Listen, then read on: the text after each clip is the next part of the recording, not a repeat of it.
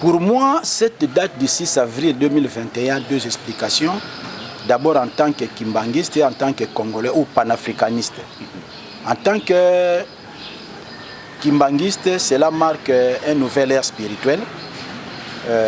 Peut-être que les jours à venir, on pourra en parler davantage. Pourquoi je parle d'un nouvel ère spirituel ou d'un nouveau décollage sur le plan spirituel. Donc c'est un repère très important sur le plan spirituel.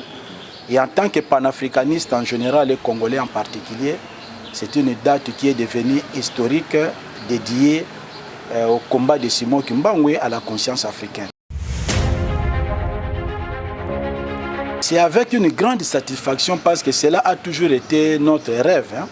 Vous savez, lorsqu'il y a un mouvement, il y a toujours un point de départ. Avant que cela ne puisse s'étendre, avoir un périmètre beaucoup plus large. Simon Kimbangu, mon Dieu, Simon Kimbangu, mon arrière-grand-père, a annoncé des choses bouleversantes qui ont nécessité une remise en question de beaucoup de choses sur la terre en général et pour les Noirs en particulier. Alors, ces réalités-là étaient au départ une propriété de la famille de Simon Kimbangu, élargie par la suite au peuple Congo, par après aux Congolais jusqu'à prendre des proportions, mais très peu connue jusqu'à aujourd'hui. Alors, ayant fait de cette date une date officielle, c'est pour attirer les esprits. Mais pourquoi nous ne devons pas aller au boulot aujourd'hui? Que s'est-il passé? C'est une occasion pour commencer à révéler ces profondeurs-là que d'aucuns ignorent. Hein? Voilà, donc c'est avec grande satisfaction que nous avons accueilli cette initiative. Lorsqu'on a décrété cette date, moi je me suis mis à réfléchir, comme tout scientifique.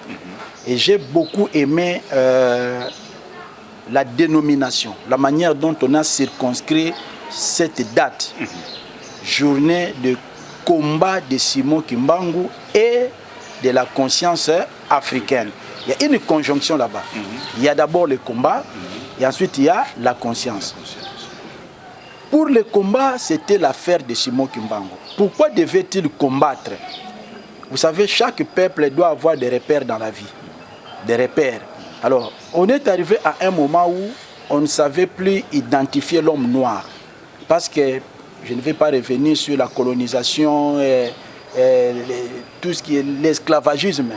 L'homme noir a été dénaturé.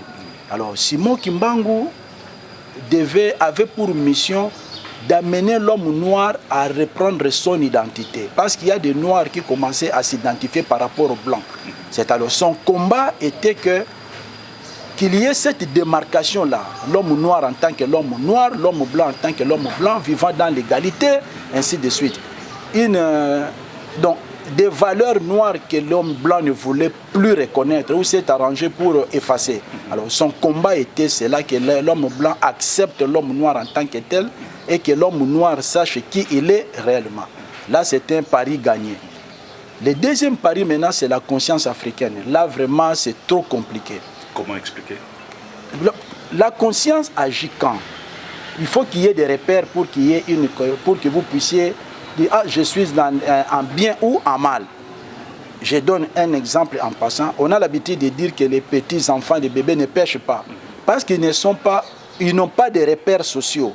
Il ne faut pas voler, il ne faut pas faire ceci. Donc, ils peuvent voler, faire des choses. Il n'a pas un problème de conscience. Un adulte, par contre, lorsqu'il dit tu ne voleras pas, dès que tu voles, en tant qu'humain, il y a quelque chose qui commence à te reprocher de l'intérêt. C'est ce qu'on appelle la conscience. Alors, Simon Kimbangu voulait que l'homme noir prenne connaissance de ses repères et agisse en conséquence. Maintenant, c'est cette absence de repères-là qui a fait que l'homme noir, en tout cas, n'a plus la conscience. C'est un sujet complexe, on peut se dire, mais le prophète est allé trop loin. Comment on peut dire que l'homme noir n'a plus la conscience? Parce que les actes posés aujourd'hui en grande partie par l'homme noir, c'est par rapport aux repères de blanc. Or, il y a un sérieux problème. Un noir ne peut pas se comporter exactement comme un blanc parce que naturellement, il n'est pas blanc. Alors, un noir qui cherche à vivre comme un blanc, c'est quelqu'un qui n'a pas de repères dans la vie. Parce que ses vrais repères, c'est dans la race noire, mais lui, ses actions se retrouvent dans la race blanche. C'est ainsi que nous avons aujourd'hui des personnes qui sont atypiques. Je dis bien atypiques, vous ne savez pas l'identifier. Là, c'est sur le plan physique ou spirituel? À tous les niveaux.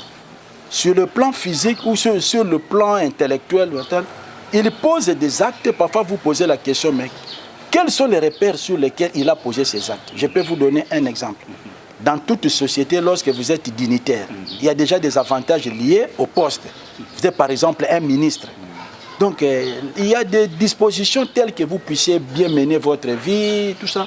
Mais vous serez surpris de constater, malgré tous ces avantages déjà naturels, mais la personne cherche à se créer des avantages indus. Et lorsque vous dites, oh, je prends des sujets d'actualité, l'affaire forage, l'affaire lampadaire, ce sont des gens qui sont déjà entourés des avantages liés au poste, leur permettant de mener de très bonnes vies. Mais ils continuent à réfléchir comment voler davantage. Mais ça, c'est un sérieux problème de conscience. Bon, lorsque vous allez dire non, on l'approche un peu. Mais pourquoi vous voulez voler? Bon, en fait, c'est le système. Hein? Là, vous comprenez directement que c'est quelqu'un qui n'a pas de repères. Il ne sait pas assumer ce qu'il fait.